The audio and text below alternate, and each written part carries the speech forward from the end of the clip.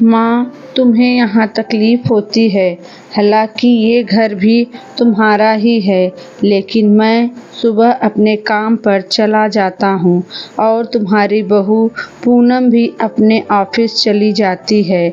बच्चे स्कूल से जब तक आते नहीं तब तक तुम्हें अकेला रहना पड़ता है और देखो तुम्हारी तबीयत भी ठीक नहीं रहती, इसलिए मैंने सोचा है कि पास में एक हॉस्पिटल है, वहाँ तुम्हारे रहने का इंतजाम कर दूँ।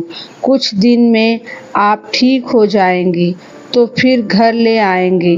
गीता देवी बेटे विकास की बातें सुनकर चुपचाप शून्य ही जमीन की तरफ देखते हुए हामी में सिर हिला दिया। अगले दिन हमेशा की तरह बहू रानी शॉपिंग को निकल गई। लौटने पर नौकर से बोली, चाय नाश्ते का अच्छे से इंतजाम करो, आज किट्टी पार्टी है, मेरी कुछ सहेलियां आ रही हैं। इधर बहू किट्टी पार्टी में व्यस्त थी, खूब हाहा ही हो रहा था। उधर गीता देवी का दमा का इन्हेलर खत्म हो गया था। उसने विकास को बताया नहीं था क्योंकि अभी एक हफ्ता ही हुआ था उनको विकास के घर आए हुए। लगभग 1 महीना पहले गीता देवी के पति का देहांत हो गया था। तब वो अपने छोटे से शहर में रहती थी। पति के मौत के बाद बेटा उन्हें अपने साथ शहर ले आया था, जहां वह नौकरी करता था और अपनी बीवी बच्चों के साथ रहता था। लेकिन जब गीता देवी की सांस फूलने लगी तो न चाहकर भी उन्होंने बहू को आवाज लगाई। बहू की सहेलियों ने बताया कि तुम्हारी सास आवाज दे रही हैं। पूनम के चेहरे पर झूठी मुस्कान सजा कर उठी और सास के कमरे में घुसते ही गुस्से में बोली, देखो आपको शहर के बारे में मालूम नहीं है, ऐसे किसी पार्टी के बीच में बुलाया नहीं जाता। गीता देवी खांसे जा रही थी, उनकी सांस घुट रही थी। पूनम बड़बड़ाए जा रही थी, अब मुझे मत बुलाना, जो कुछ चाहिए नौकर से बोल दो। गीता देवी की बात सुने बिना ही पूनम बाहर किट्टी पार्टी में व्यस्त हो गई। गीता देवी की हालत बहुत गंभीर हो रही थी, अस्थमा का अटैक हो रहा गया था। बचपन से उन्हें कुछ याद आया। उन्होंने अपने बक्से को खोला, उसमें एक पुराना पर्स था, उसे जल्दी से खोला। उसमें एक पुराना आधा इस्तेमाल किया हुआ इन्हेलर था। उन्होंने जल्दी से इन्हेलर लिया तो उनकी तबीयत थोड़ी संभलने लगी, पर उनकी आंखों से आंसू ही आंसू गिर रहे थे। अपने बहू बेटे की निष्ठुरता पर नहीं, अपने पति को याद करके।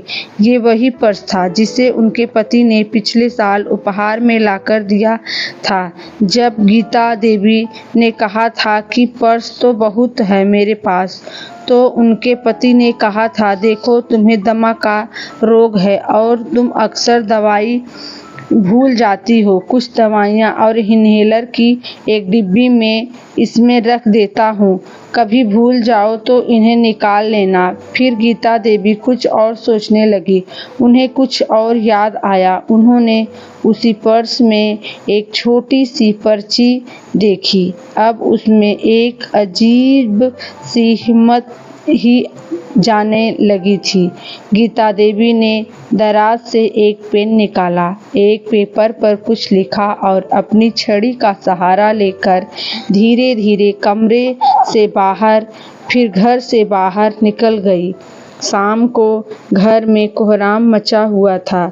विकास और गीता दोनों लड़ रहे थे। कारण यह था कि गीता देवी घर पर नहीं थी। पर अच्छा हुआ तुम्हारी माँ चली गई, कैसे रखती मैं उनको, मैं तो 1 हफ्ते में ही परेशान हो गई थी।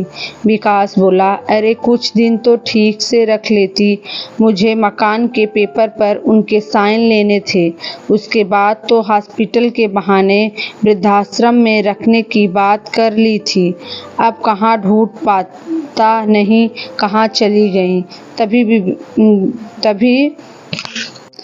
विकास के फ़ोन पर एक कॉल आती है। विकास: हाँ बताइए। दूसरी तरफ से: सर, हम वृद्धाश्रम से बोल रहे हैं। विकास: आपको मेरा नंबर कहाँ से मिला?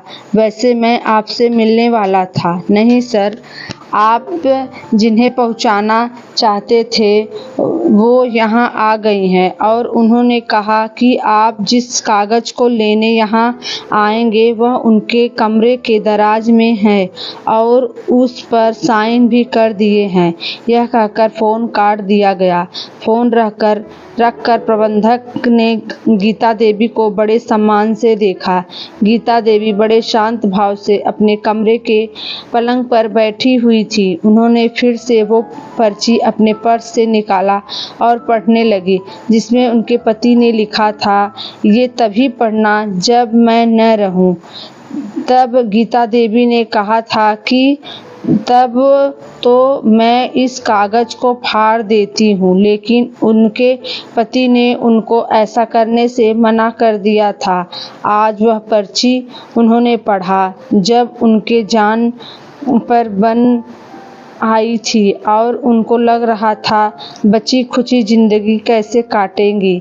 उस कागज़ पर एक पत्ता और एक नंबर था जो उसके पति के एक दोस्त का था और इसी शहर में रहते थे, जिन्हें गीता देवी ने आश्रम से बाहर निकलकर फ़ोन किया।